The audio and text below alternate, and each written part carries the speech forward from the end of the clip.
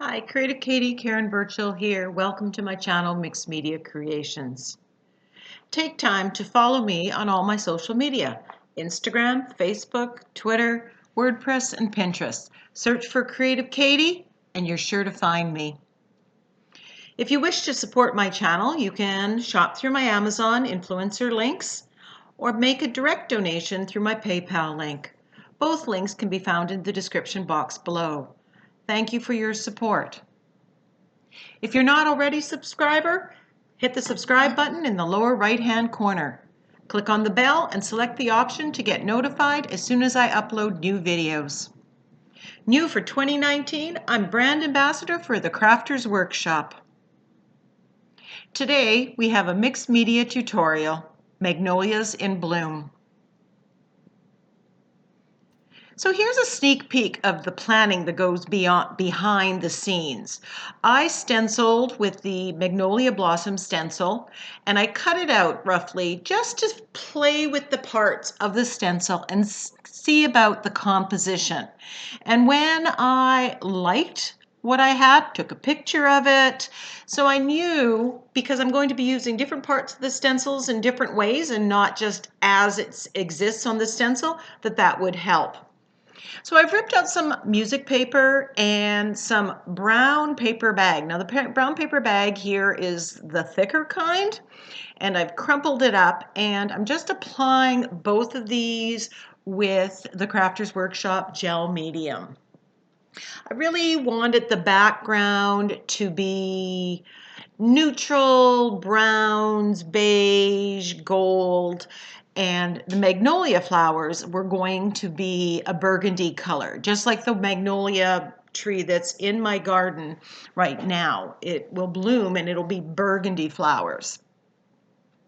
So I'm crumpling up the paper and putting this in, layering it and collaging it down. Because I'm thinking this is going to give a good base. It's also going to, the crumpled paper is going to give me texture on the background. And I'm wrapping it around this cradled wood panel. And I've talked about these cradled wood panels. They are great to work on. You need to gesso them first and sand them just to prime it and prep the wood. But after that, they are a solid surface. So when you are collaging materials or stamping or stenciling, it really supports it. And it's much easier than trying to work on a canvas.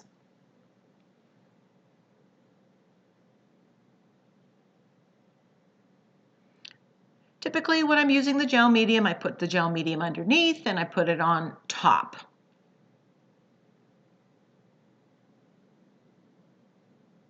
Links to any products that I use can be found in the description box below through my Amazon link.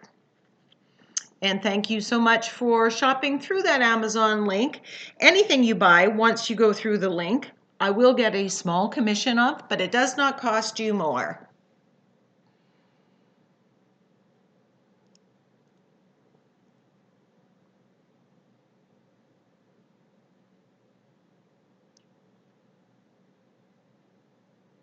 Now my hope at this point is that lots of this that I'm putting in the background is actually going to show in the finished project.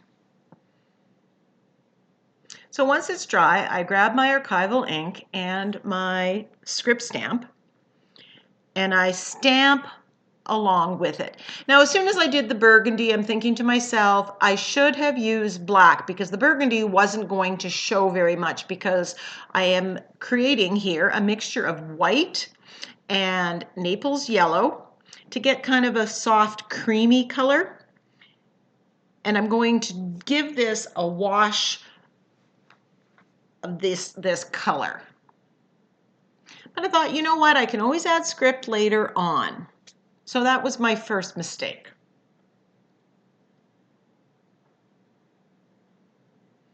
And I'm thinning it down, wiping it off, because I do want to be able to see some of that music papers shining through in the final version. I want this to look vintage. I want it to look distressed.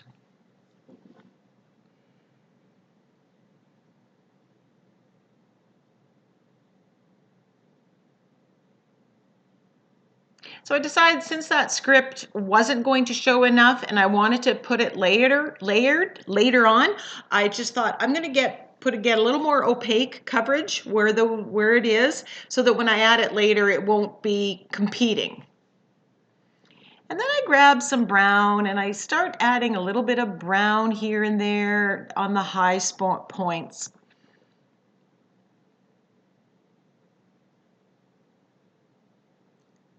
I just wanted to bring out the texture. That was what was going on through my head. And then I grab the Hooker's green and I decide, I'm going to add some of that because there's going to be green a little bit on the Magnolia blossoms. So I'm going to just add a little bit of that. So I'm putting it on and wiping it off.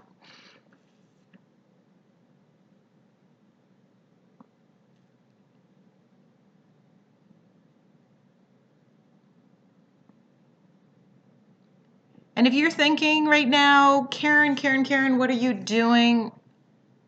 Very shortly, I start thinking along those lines as well. It's not quite going the way I want to, but I keep pushing through. And then I grab the Saran wrap and I'm just kind of adding some more marks to distress this background. I'm not willing yet to give up the white flag.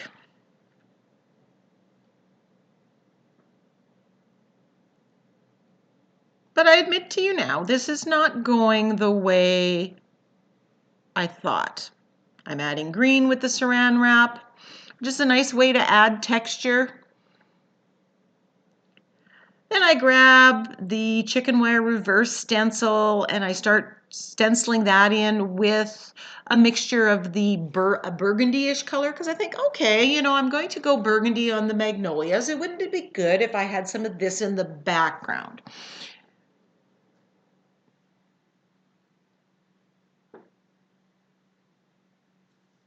And while this background is fine, and you may actually like it, I was having some severe, oh my goodness, thoughts right about now.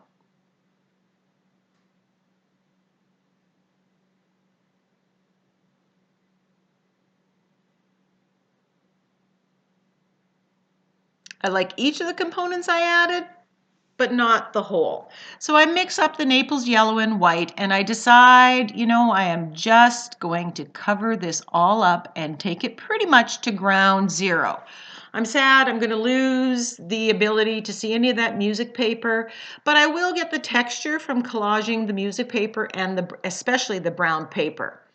Now, if I was going to do this from scratch, I would add more brown paper and have a lot more of that yummy texture on there. Here I'm just kind of dry brushing some Naples yellow on top. And I'm quite happy now with the background. And you know what? Sometimes when you have an oops, you need to step back and you can always take it back to ground zero. And you kind of plan B it again.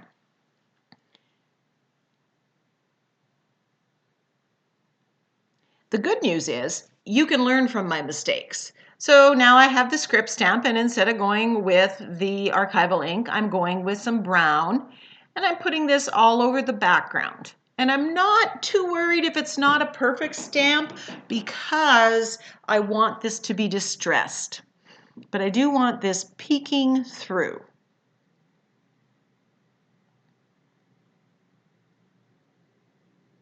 One of my favorite sayings is sometimes you win and sometimes you learn. I learned a lot in doing this and I have several different plans for using this stencil again and creating similar pages and canvases with some differences. So I learned a lot and I'll pass all that along to you.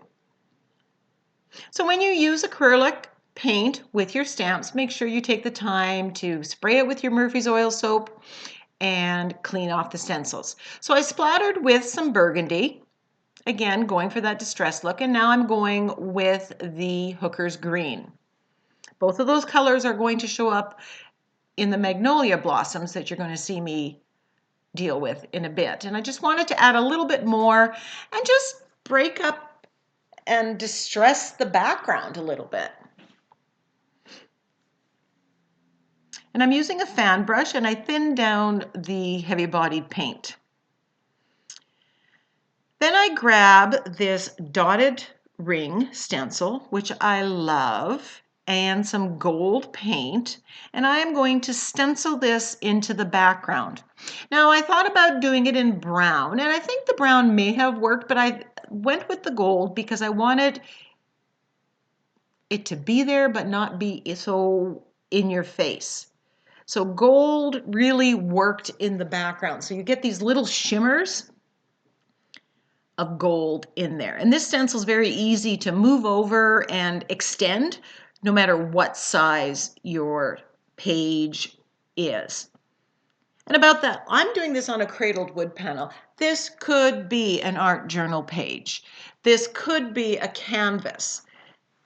You just have to tweak some things according to the size that you're working on. You may, if you're working on a much smaller art journal page, you may want the 6x6 stencil, the dotted ring.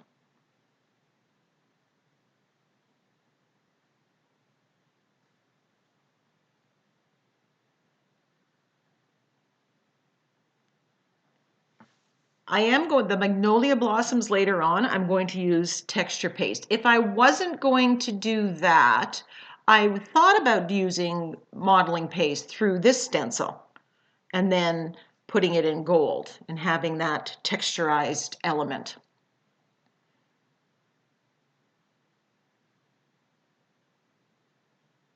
But it's very subtle. So then I took the templates that I just basically stenciled on copy paper and looked at the picture and set it up how I wanted these blossoms to go. Now they're different parts of the stencil, so this took a little time because in between, if you don't want to mess up the modeling paste, you have to let it dry. So I'm just using my palette knife here and applying the stencil, the part of the stencil that I want to build the composition that I want. There's nothing saying you have to use the stencil exactly as the artist or designer has created it. So I'm taking the big flower here, this other blossom here, and I'm moving it to fit where I want to use it. So after drying it, this is not on video, I did take time to dry in between, then I'm applying the next section and drying it and applying the next section.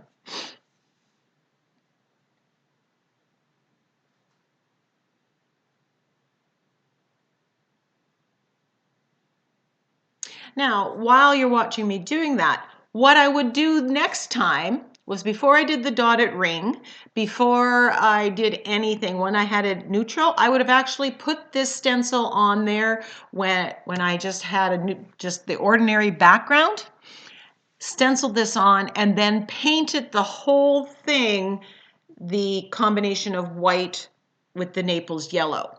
And the reason for that is when you do that and you have the base coat, it's all there, the side of the modeling paste, which is white, is now the color of the wood, whatever's underneath it. So here I am basically applying some brown thinned out paint and removing most of it. I want to get it caught in the nooks and the crannies, and I want to paint the sides of the texture paste. But I could have avoided this had I done that way back at the beginning.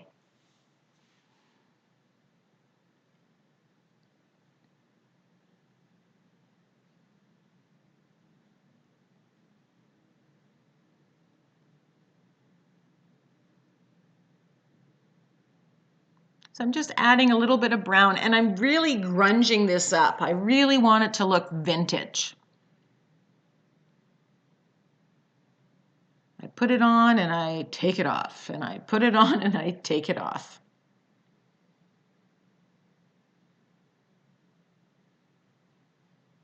And this darkens the whole wood panel a bit.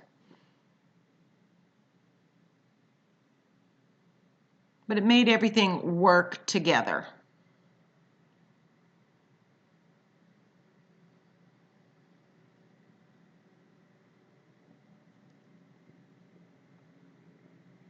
So now it looks like these magnolias are in front of this old vintage wallpaper in an old Victorian house. It's kind of the feel I'm going with. Sorry for that noise. The street cleaner just went by and there was a horrible racket here, so I edited it.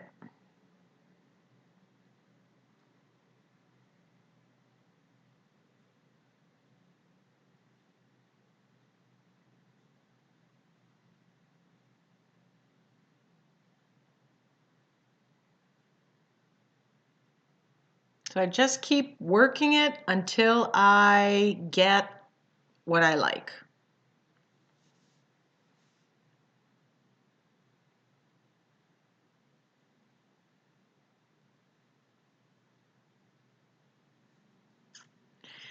Now that everything's dry, I'm coming in with kind of a dry brush. I've mixed up some burgundy paint, which I used, I believe, quinacridone magenta and just a touch of black to get the shade of burgundy I want.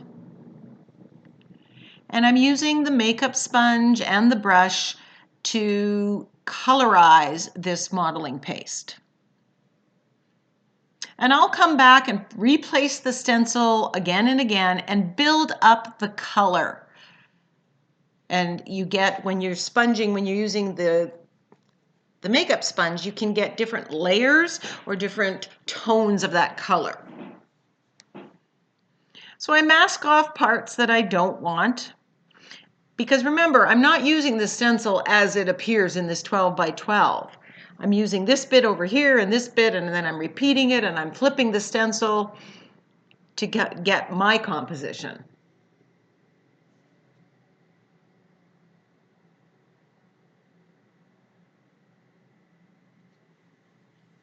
And you can see the variations that you get on top of the modeling paste.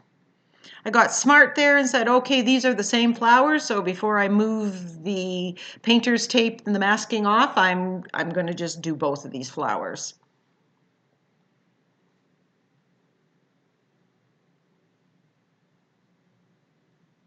I'm just touching it up as I go.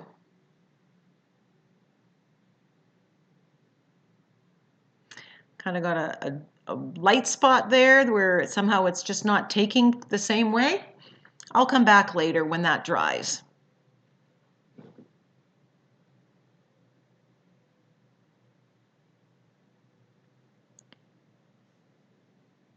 You could have tinted the modeling paste burgundy and then applied the modeling paste, but when you do it with the modeling paste, because the modeling paste is white, you're going to lose some of that color. And I also want to stencil some of the green parts and the brown parts for the twigs, and so this is why I chose this route, and it gives a different effect. I think if I had tinted the modeling paste, it would be more one tone, and here I get the benefit of the stenciled look.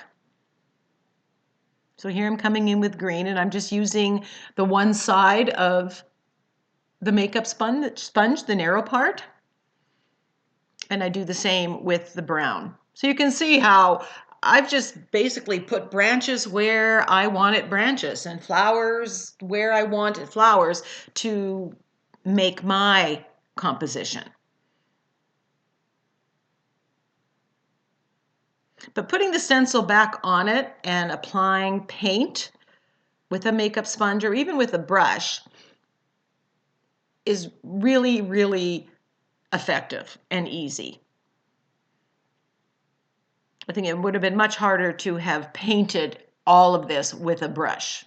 I touched up a little bit with a brush later, but I think this I got more exact, especially now that the sides of the modeling paste are not white.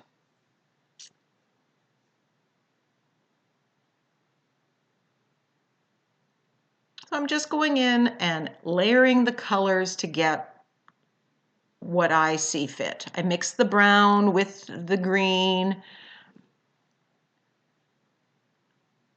Then I'm going in and just adding and rubbing on the higher spots some more color just to give another textural element. I am going to do another Magnolia Blossom art journal page, much simpler. This getting to be a little bit involved with lots of steps, but I am going to do one specifically for beginners. But if you love this, go for it. And you can benefit from the mistakes that I made, the learning curve. So there is the finished project, and I absolutely love this. I'm just putting it on the side because it takes this much space, but I will be giving you a close-up of this. You can see the script, you can see the dotted ring stencil, and this lovely Magnolia Blossom stencil from the Crafter's Workshop. You can see the texture from the modeling paste because it's not all level, but that just adds to the actual blossom.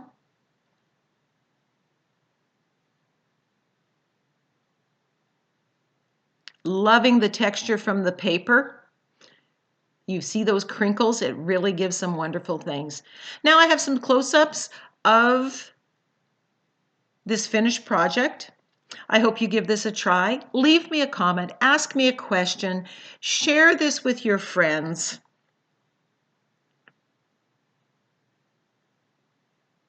And I will see you for the next video. Here, if you take a close-up of this, you can take that same stencil and make a much simpler, an iCAD size, or a 5x7, using the same techniques, but on a smaller size.